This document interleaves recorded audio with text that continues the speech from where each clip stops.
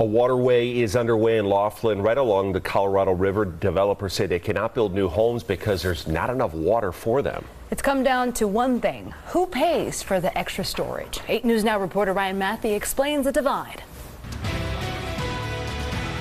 So in here, we have the owner's suite. Big homes with small town feels and garages that can fit an RV. Carrie Larson with Peak Development has built over 200 homes in Laughlin, the township of under 9,000 people. But she's likely not building any more anytime soon. So they're asking us to fork over $11 million. The Water District telling developers that more water storage is needed for more homes, which the current system does not have. A cost falling on developers like her. Now, this is just one of a handful of multi-million gallon storage tanks that supplies potable water to the entire township.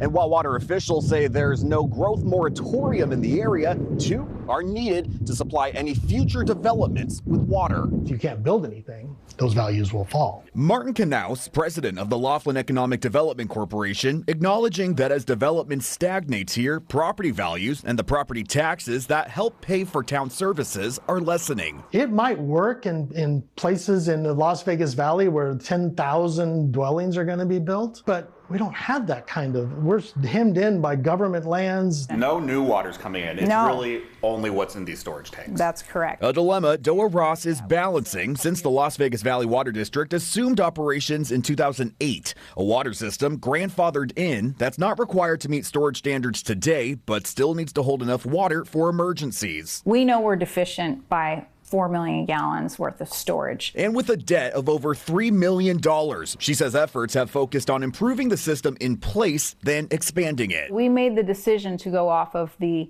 multiple smaller, high-impact projects that benefit everyone in Laughlin. Developers covering the extra cost, she says, is standard practice. Without that in the budget or the ability to raise money within Laughlin, Laughlin's ratepayers are not going to pay for it. And now the story's turning into a waiting game. Water District officials say they've applied for COVID relief funding, $12 million that would help build at least one of those storage tanks to help make developments like the rest of Cottage Court here a reality.